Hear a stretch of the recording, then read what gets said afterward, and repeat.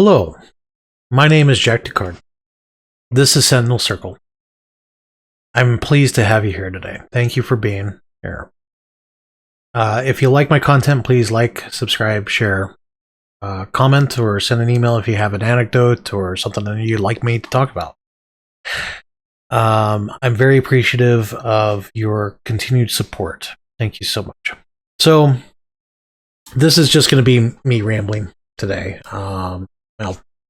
For this segment. So if you're not interested, I completely understand. But let me at least tell you the topic that I'm going to talk about today, and that's going to be my college experience.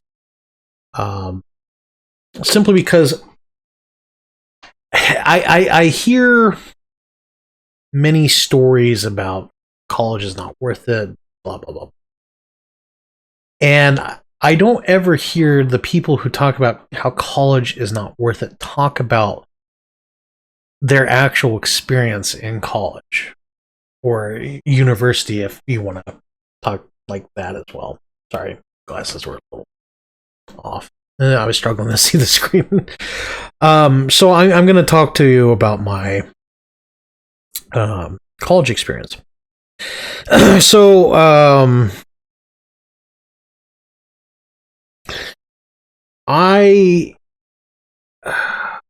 I did college in 2011.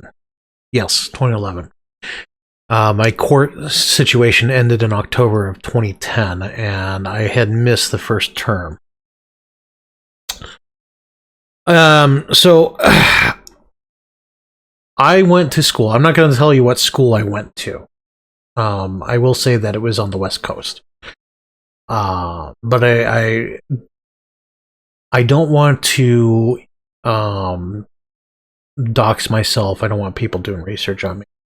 So that's why I'm not going to tell you guys that stuff. But after, excuse me, thirsty. Let's get a little bit of water in there. Oh, I apologize. I apologize for that. Been talking all day and haven't had a chance to really take a sippy sip. So,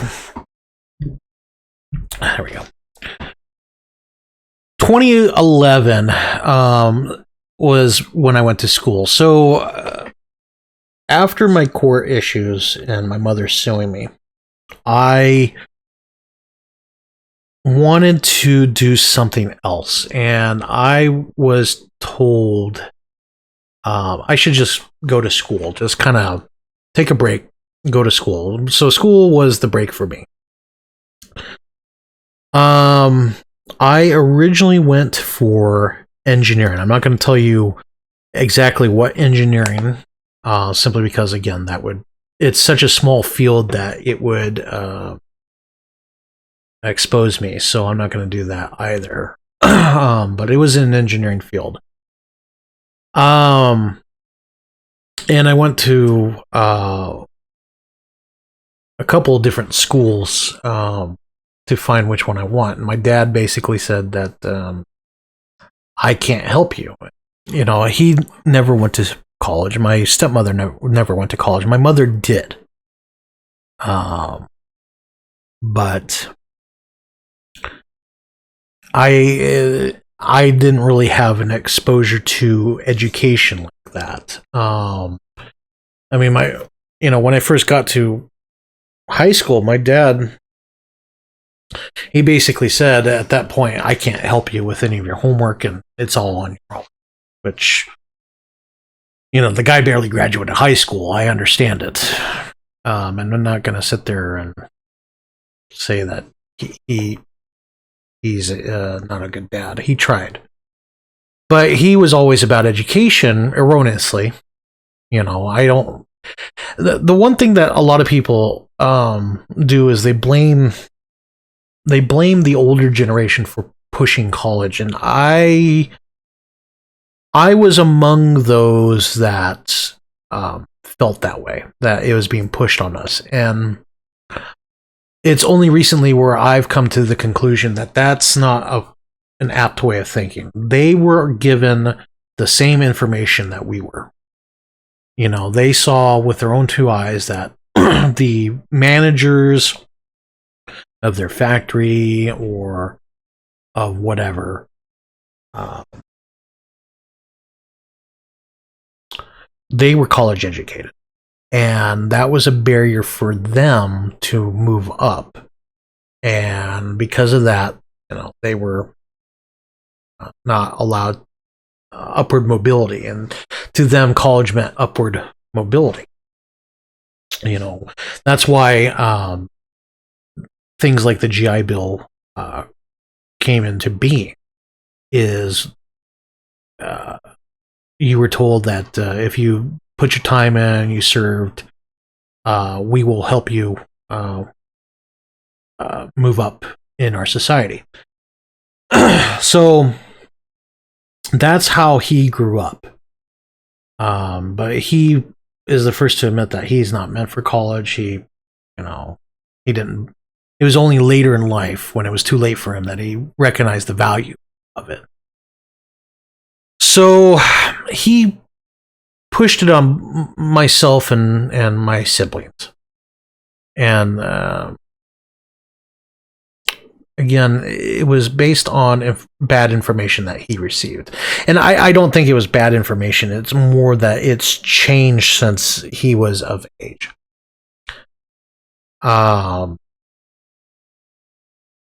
So I said, okay, that limits me to schools in state. I essentially had to pay for it. That's fine. I believe wholeheartedly that I could do it. So I did my research. I didn't have a lot of money. I did have funding from other sources, but I still had to take student loans out. Made peace with that. And I took, I did the FAFSA and got Pell Grants, loans, all that stuff. Okay. And I applied for state schools, got accepted into the one that I felt that I had to attend. And that was the start of it. So I had to attend a week-long orientation, and my father was trying his hardest to get out of it. And his whole thing was we didn't have a lot of money. Okay. Him just getting a hotel room in the area was hard. But again, I'm not blaming him. I wish that either one of my parents helped a little bit, but my father did what he could. My mother, obviously, that bridge was burnt, even though legally should have. But we won't go into that. Legally, as in the child custody agreement, not like a law saying she had to. So we went to orientation. My father still brings it up, but I told him that this is a sales pitch. College is not a service, it is a service industry. They're essentially a business. Yeah. And that's one thing that a lot of people fail to understand. And I knew this back in 2010, 2011. That college is a business, it is a service industry. They're there to provide a service. The service is to give you a chance, keyword there, chance, the ability to get a college degree. They're not there to sell you a college degree. They're there to sell you the ability to get it. There's a difference there. A very important distinction. If you fail your classes, if you drop out, obviously you're not going to get the degree, but they still provide the service that they said they were going to do that. So anytime you think of going to college, just remember that. It's a service. Anyways, so we're there. We're in this presentation. They're selling you on the experience of a lifetime. sounds peachy and rosy, doesn't it? The experience, a once-in-a-lifetime experience.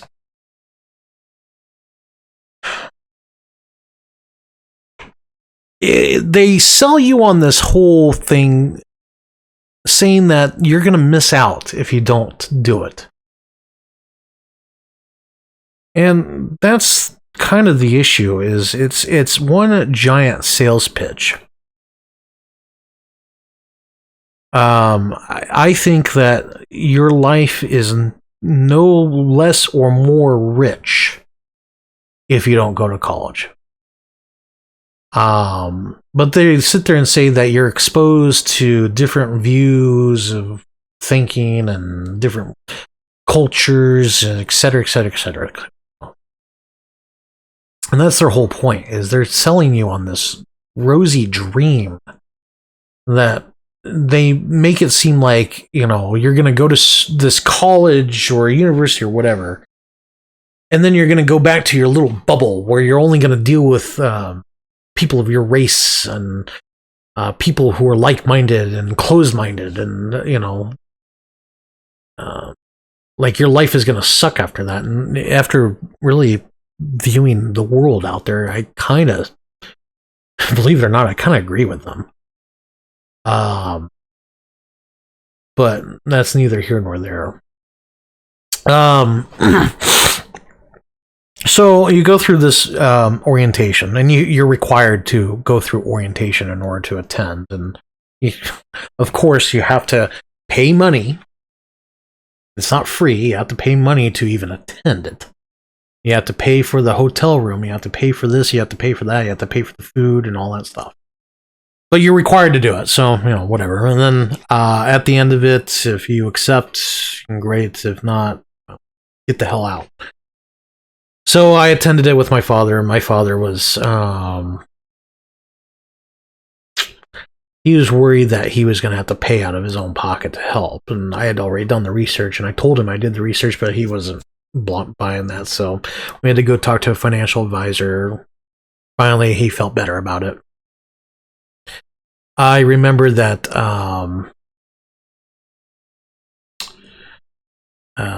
I made a mistake. I thought that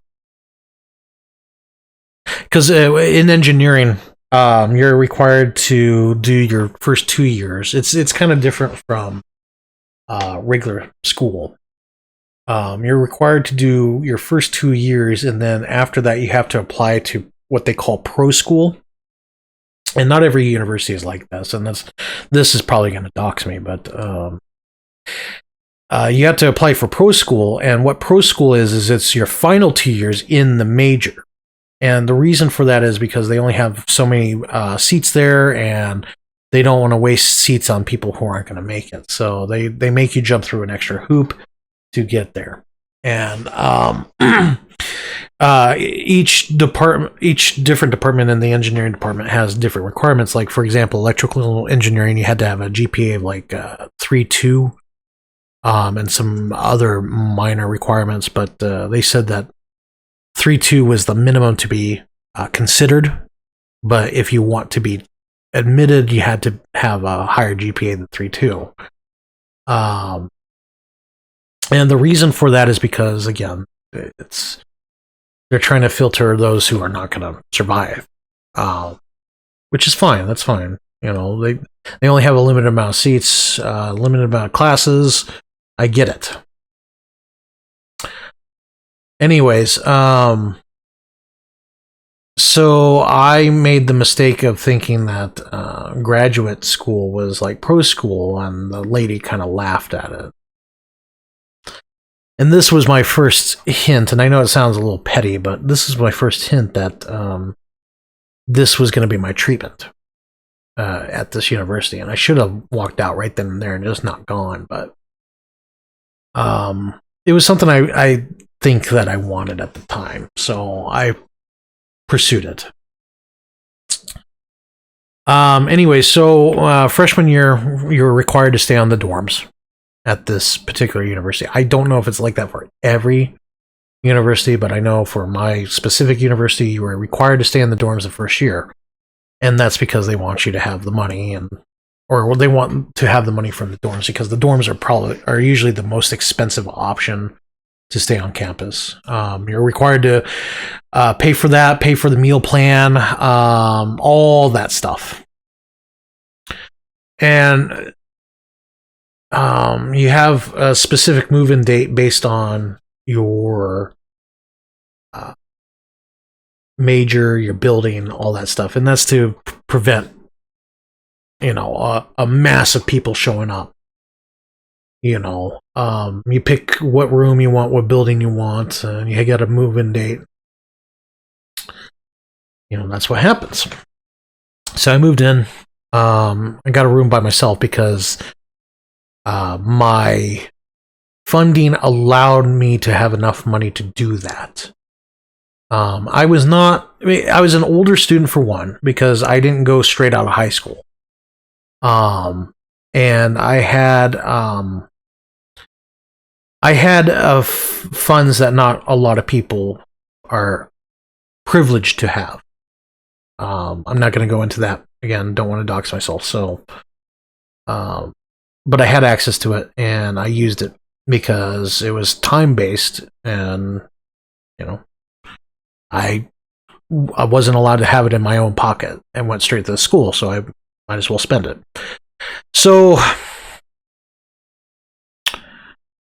the first year was like basic stuff, math, chemistry, all that stuff. I've never taken a chemistry class before university. I never took a physics class before university, and that was my first mistake.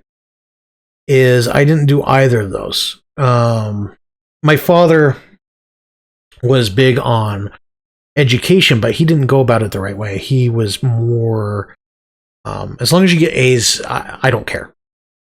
And that was my mistake, is I took classes where I could get a guaranteed A.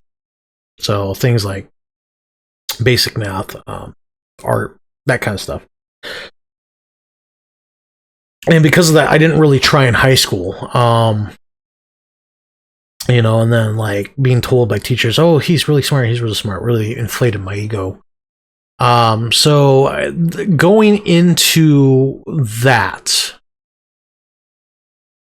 going into university with that in my back pocket really, I don't want to say sabotage me, but it didn't prepare me. I didn't know how to really study, because I never really studied hard. I didn't know how to organize myself, because again, never really had to organize myself. The classes I took, like I've known the answers because like I'm a fairly well-read student, So it wasn't really, high school wasn't a challenge, and I wasn't pushed to challenge myself in high school because whatever reasons. And that's a failing that I will live with for the rest of my life. I fully admit it. I'm not using it as an excuse. That's just the reality of the situation. So when I took my first chemistry class, I didn't realize that I should have had calculus at that time, and I did not take a calculus class yet. I took pre-calc in high school, but pre-calc and calculus are two completely different things. And because of that, I barely passed Calc 1, and this was, or not Calc 1, Chemistry 1. And this was engineering chemistry. It wasn't like basic chemistry, so like you had to have like chemistry knowledge walking in this class. And I failed chemistry 2 by like 3 points, and I harassed the professor so much and finally got it.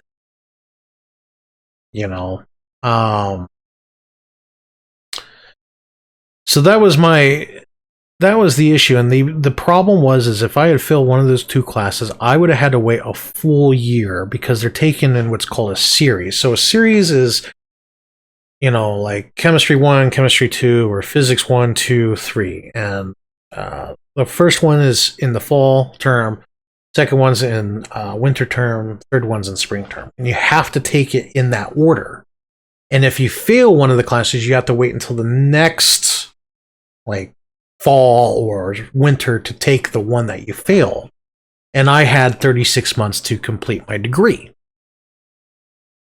Now you're starting to see the problem. So I harassed the professor to get the physics or the chemistry course. Okay. That was my first year. And I did fairly well. Like my first term, I made Dean's List. I did very well that first term. And then it just slowly declined. Because I was, I don't want to say I was struggling. It was more like I just was losing interest quick. So that was my first year. Pretty uneventful year. Second year, this really is what solidified my views on school. My second and third year.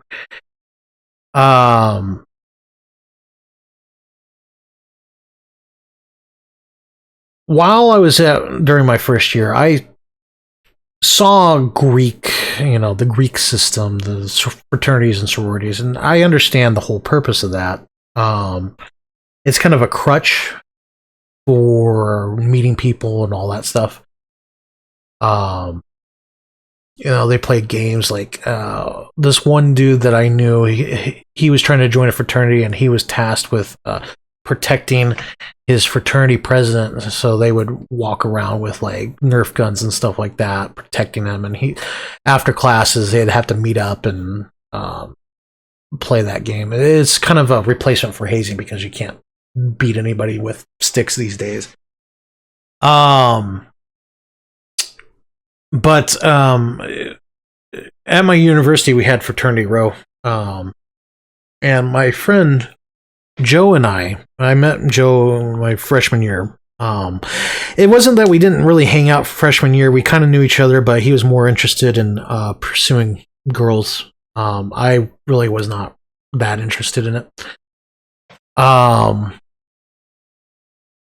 But freshman year, we hung out a little bit, and we would walk fraternity row, and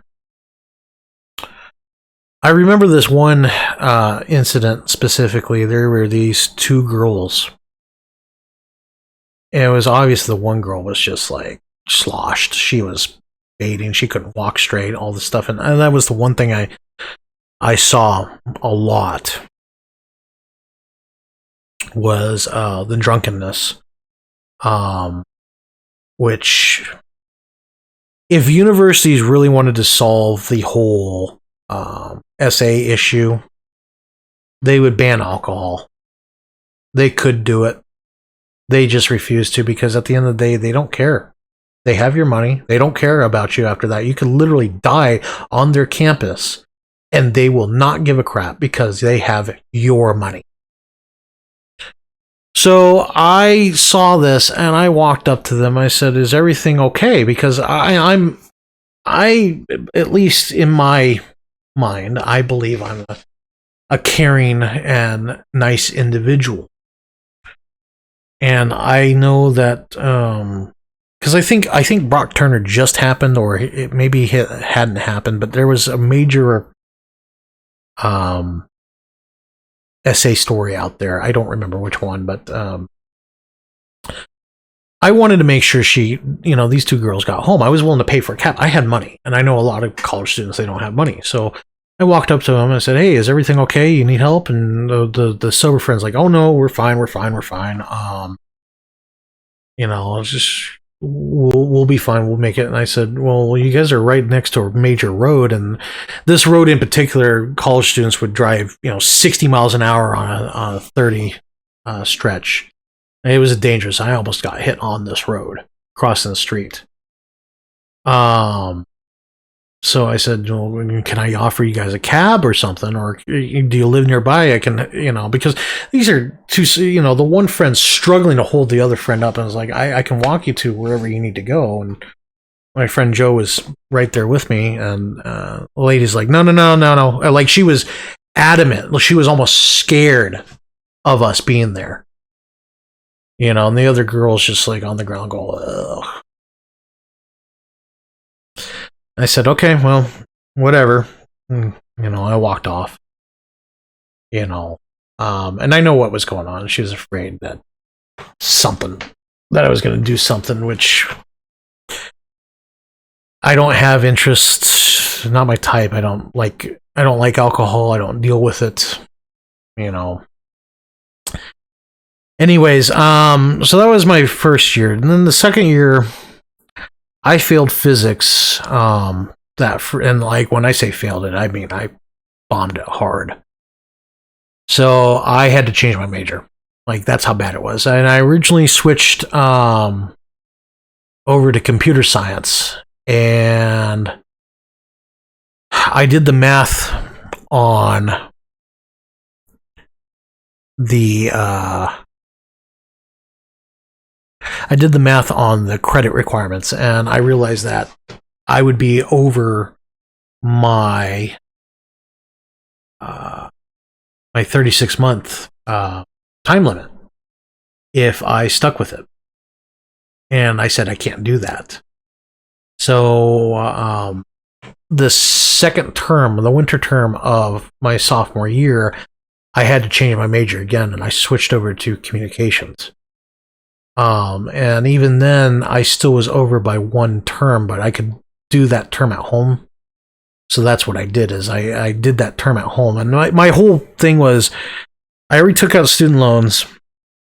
And this is the sunk cost fallacy that, again, no one talks about in college. Or when they talk about college, they don't talk about this. But I realized if I did not graduate within that 36 months, then I'd lose everything. I'd owe money, and I'd have nothing to show for it. If I dropped out at that moment because things were not working at that point, I could have salvaged some of the time, but again, I'd have nothing to show for it. And at this point, I was like, well, as long as I have something to show for it, that's better than nothing.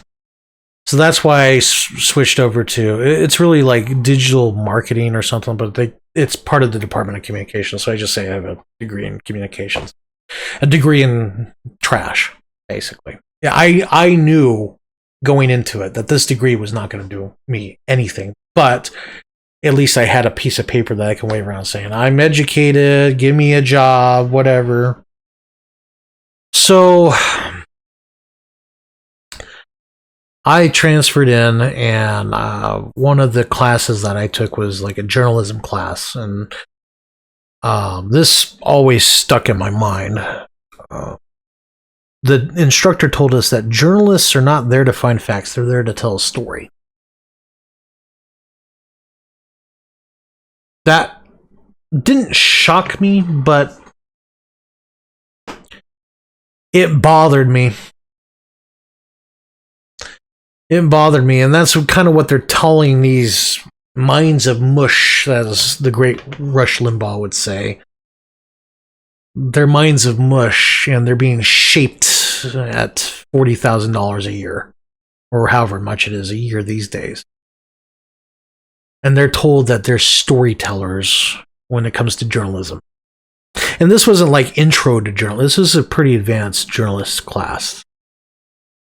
And it made me, I don't want to say sick to my stomach. It was very cynical over that. And that kind of killed the whole college thing for me. At this point, I wanted out. I wanted to get my degree, get the hell out of here. Because if this is what they're telling these kids, no wonder we're having these problems that we're suffering through right now. No freaking wonder. So, on top of that, I started to see, and I talked in a previous video about the bigotry that's at within college, and I'm not saying bigotry as in racism. I'm not saying bigotry as in sexism. I don't talk about bigotry in those very specific. Bigotry to me is prejudice. And the story is my friend Joe and I were walking home from Burger King. And, at the time, Burger King had that dollar deal for 10 nuggets. Whew. We would go there, and I'd buy him dinner because I had the money. He didn't have money, and I'd buy him dinner because I was just happy to have the friend. And we'd sit there eat nuggets and talk about life and society. We'd have some very deep conversations. Him and I were intellectual equals. It wasn't like small talk either. We were talking about details on a very deep level, or not details, but topics on a very deep level. So I always enjoyed that about Joe. Anyways, we were walking home, and there's all these people walking, and this was not like a normal night for people to be walking. So I asked the girl in front of us, I was like, "What's going on?" Because I was just curious, and she's like, "Oh, there's a bunch of parties going on, but you're not invited." Okay. I don't want to hang out with a bunch of drunk college rabble anyways, that's not my bag. But she emphasized the whole "you're not invited, we don't want you there." I couldn't believe it. Like this girl is, the typical, she would be the kind of person that would be protesting trans rights or human rights and all that stuff, but no, she was a bigot. They're all bigots at the university. Like, if anything, I associated more with the foreign students because they, in my view, were more grounded, which is funny because a lot of them come from very privileged backgrounds. And what I mean by privilege, I mean like rich Asians or rich Saudis or whatever, like wealthy people, but they were more grounded. Whereas, a girl like her, she probably came from God knows what state, middle America, and she's better than everybody because she's going to a university, getting a degree in God knows what. And that's the other thing too. During orientation, is they sat there and said that you are the elite, you are better than everyone else. They actually said that. I was stunned, like my mouth was hanging open, like, what the hell am I listening to? These people are not elite. I don't want anybody to think that. They aren't. They are, the term that always comes to my mind is midwits. They know enough to be dangerous, and that's all that they care about. Because half the time they don't use their freaking college degree. I don't use my college degree. But they're the first ones to sit there and say the science is settled when they don't realize that even scientists will never say this. Well, true scientists will never say the science is settled. The whole point of science is debate and testing and taking everything and throwing it on top of your head. Any true scientist would know that. Scientists, they create these theories because they want it to be tested, and if it's not correct, they want it removed. But there are people like that woman who don't understand that. They think that what they say is law and gospel. And they expect everybody to bend over to them. No, I will not do that. I will not bend over for anyone who has a piece of paper that shows that they spend several $1,000s for nothing. They can go to hell. Anyways, so going through my degree, and like I said, I did eventually graduate, but my goal at that point was to secure my credits, because when you graduate, and again, they don't tell you this, when you graduate, you prevent your credit loss. And what I mean by that is, I think in my state, the state that I went to school in, you have 2 years from when you took a class. Like if you're actively going to school, you won't obviously lose those credits. But if you drop out, you have 2 years to go back to school. Otherwise, you'll lose that credit and then you have to reattend that class. So for example, let's say I dropped out, and after 2 years, I would lose like my chemistry 1 class. I'd have to go retake it if I go back to school.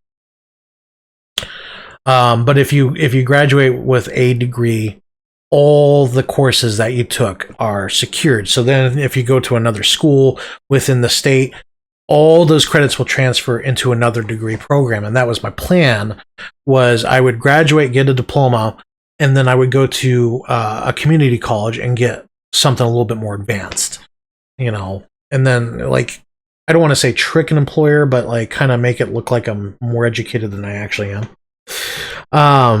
Because I wanted to go, my community college offered CS degrees, like an associate's of science and computer science, and I would have like basically over a year's worth of credits, and then I'd only have to take like a couple math credits and a couple of computer science classes, and then I'd instantly get that AS. Like it was like almost less than a year's worth of schooling. So that was my plan. At that point, I already had like a plan ready to go. I was ready as soon as I graduated. Anyway, so my junior year, I was going through these classes. A lot of them were stupid. Let's be realistic here. A lot of these classes, and this is where the bloat comes from, is by law you have to take certain classes for your degree. So like I had to take 2 terms of a foreign language for my bachelor's of science. And initially I wanted to do like sign language because that's like the easiest. But I was late for the class, and the teacher gave me a real ribbing for that one, so I dropped it and switched over to Spanish. I didn't want to deal with her crap. Same thing with like a couple other classes. I legit just dumped them. But like I said, the one thing to take away from it is I had a plan, and I had a backup plan going into it. They say that the average student changes their major like 3 times in college, and that doesn't really explain why that happens. So in my case, I failed a class and I couldn't pay for 5 years of school. It was that 5th year that I would have had to pay for out of pocket with loans, and I couldn't monetarily do it. Fortunately I didn't have to work because I had other funding, so I didn't have to work. I could focus on my studies, but like I said, I didn't know how to study. That was my problem. And I tried my hardest, and I was starting to get it around junior year, but I realized that like I just could not retain a lot of the information. Anyway, so when you see a lot of these kids talk about their college experience, and you do see that, just because they graduated with like underwater basket weaving, that doesn't necessarily mean that's why they went to college. A lot of the people that I went to college with who went to engineering, most of them had to change their majors because, again, they could not meet those requirements. My friend Joe, he started in, oh God, was it mechanical engineering? I think so. He started in mechanical engineering, and he changed his major to electrical engineering. And he made it through, but his academic advisor was like a complete tool. And I dealt with the same academic advisor. The dude was a complete tool to me too. And honestly, I hope he rots. Like he was blunt in saying, "Oh, you're not going to get this degree. You're not capable of doing it. Like a lot of kids would leave his office in tears, and he had a sick joy of ruining, popping the bubbles of those kids. Which, I mean, if you get your kicks like that, more power to you. Just don't expect help when you need it. You know, and the guy was a weasel. You know, he was a little small guy. You know, it's obvious he got bullied a lot in high school, so that's why he did what he did. And he got his revenge. And it's funny, when Joe walked at his graduation, he actually gave that dude the finger when he went to go shake the dude's hand. I don't remember his name, but honestly, F that guy. Like, he was a total turd. The aftermath is like I said, I'll admit I have student debt. I'll admit that I was Dave Ramsey in it for a while, but I've since life experiences have gotten in my way and money troubles, and I can't Dave Ramsey it anymore. I'm paying on it though. I did go to my community college afterwards, like literally that next term after I graduated, because I graduated during the summer of 2016. I was only missing like 3 classes. The way I did it is I found 3 classes that I could do online, and then I just did everything that I couldn't do online at the school. So that way I didn't have to go back to my university and pay out my rear with money that I don't have to stay there for one class. And thank God it worked that way. So I ended up graduating that summer, and then literally fall term, I went back for my degree. I didn't finish it. But for example, like, because I failed, not differential calculus, but integral calculus, I failed as well. The teacher that I had with differential and integral at my state school, or not my state school, but my community college, he was really good, like really good. And he basically said that the issue with calculus is not the calculus, it's the algebra. A lot of people just can't handle, he really actually broke it down further. It's not algebra as a whole, it's more the distributive property. So when you cut from one side of the equation, you have to cut from the other. A lot of people struggle with that. And he basically said that one rule is what screws up a lot of students in or in any kind of algebra-based math. And I went from having a C- in calculus to an A+.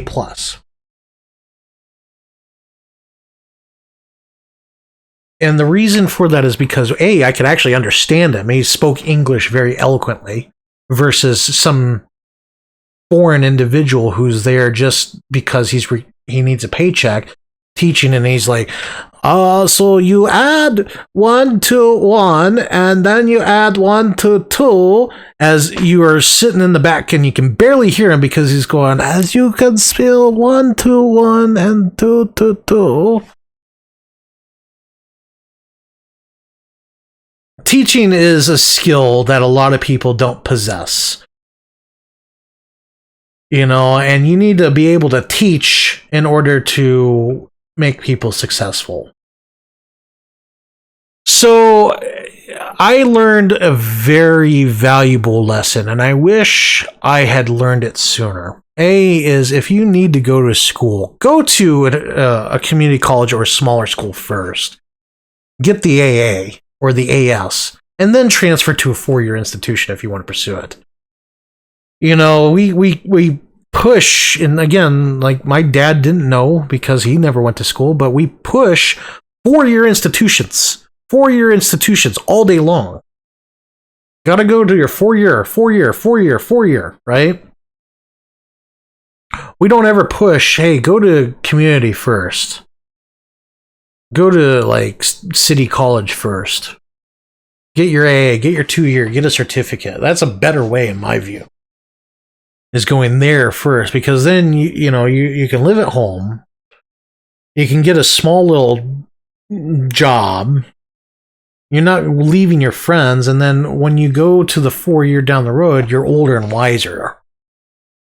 I'm not saying that going to school is bad. I'm actually going to step away from everybody else and say going to school is not bad. But what's bad is following a path that has been dictated to you rather than following your path. That's the difference. Don't be afraid to carve your own path. Please. Don't be afraid of it. In terms of the bigotry at institutions like that, it's specifically one gender and one ethnic group that is like that. The guys are okay, but the female and the I'll stop beating around the bush. White women are like the worst when it comes to university. They are without a doubt the most. It's funny because they try so hard not to be bigots, but they are the biggest bigots. They won't associate with foreign students at all. They won't. They won't associate with 80% of the men. When I was on dating sites like, Tinder, the amount of vitriol that I got.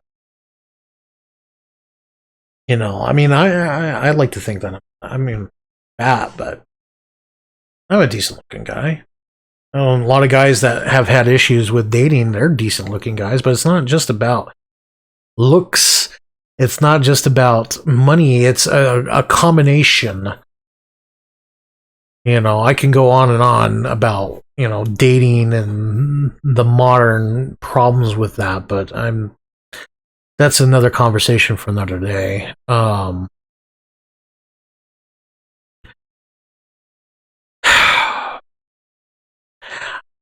will never go to another 4-year institution ever again. If I can, I will talk everybody out of it. Unless you have to go. That's the key there, is if you have to go, then yes, go. Okay, but you better really have your plan. Don't just go because that's the right thing to do or whatever. Go because that's what you do. I made a lot of mistakes in my life. And I know a lot of men out there have made a lot of mistakes, and they're screaming from mountaintops saying, don't do this, don't do that. I'm here to say, do what makes you feel good. If that is to go to a 4-year institution, then go, but be prepared to accept the consequences of those actions. It's Newton's third law. Every action has an equal and opposite reaction. You go to school, unless you can pay it with every single cent, you're going to incur debt. If you are incurred debt, make sure you have a plan to pay it off. Okay? Be prepared to be Satan on those campuses. All right? Be prepared to have to take BS classes that you don't want to. Everyone's like, oh, they're going to take gender studies classes. Well, the reason why people take gender studies classes is because it's easy and it's a free credit, basically. They're not going because they want to learn how to be more in touch with their feminine side or whatever, if you got a credit that you don't care about, like a humanities credit, get the easiest class you can.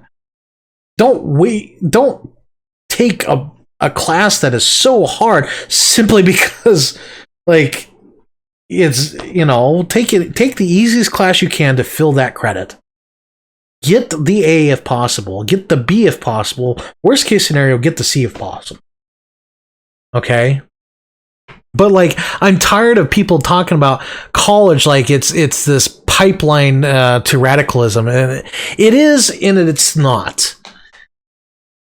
But I constantly hear the same stories over and over again, and they're all, I don't want to say lies, but they're untruths, which to me are two different things. An untruth is they're excluding information, whereas a lie is they're flat out giving you false information.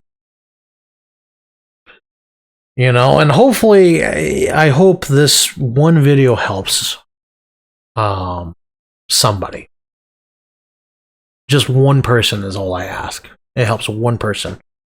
You know, but don't feel you have to go to college. You don't have to go to college right out of high school. You can go explore, work a BS job. You know, I've always felt that, like, if you work a crap job that first year, you tend to appreciate it more. And you tend to work harder for things you appreciate. Anyways, I'm at 50 minutes now, so I'm going to end it here. We may talk about this again. Well, I shouldn't say may. We will talk about this again in the future, and I'm going to be a little more in-depth into it. This was kind of more of a broad overview, but I hope you liked it. I really hoped you liked it. You know, I personally don't like talking about myself because I believe I'm boring, but people seem fascinated by my stories sometimes, and okay, you know, if that's what you want. But if you have information about your college experience, please talk about it. You know, comment down below or write me an email. You know, you can stay anonymous. You will stay anonymous if you want. You know, like I said, there's a lot of people that don't talk about, like, the details and the scam, because life is a scam, but there's ways to make the scam work for you, if that makes sense. And that's kind of one of the many things that I feel wisdom does not impart to the younger element is, rather than sit there and say, oh, life is a scam and it's bullshit, pardon my language, is knowing that life is a scam, but there's ways to make the scam work for you. And this is one of the ways is, you know, you go to school, and if things don't work out for you, well, you can go back to school. You know, you can go to, like, the community college, get the degree there, and then go to your 4-year, and then only go for 2 or 3 years. You know, plus, if you have an AA, it kind of actually sets you up better for better jobs, like a managerial job or something. And then you can go to school part-time rather than full-time, and there's many different ways. You're not set to one path, okay? And, you know, definitely research. Do your research. Do your math. Do your homework. Understand it. Learn from it. Okay? Don't be afraid to forge it. Okay, well, anyways, I'm going to go. My name is Jack Descartes. That's me. And this is Sentinel Circle. That's us. Please like and subscribe if you like this video, you like my content, you like what I do here. If you feel my videos can help, share it. Share it around, you know. We're here to help each other out. We're here to help the brothers out. And we'll get through this together. Have a good day, all right? Talk to you later.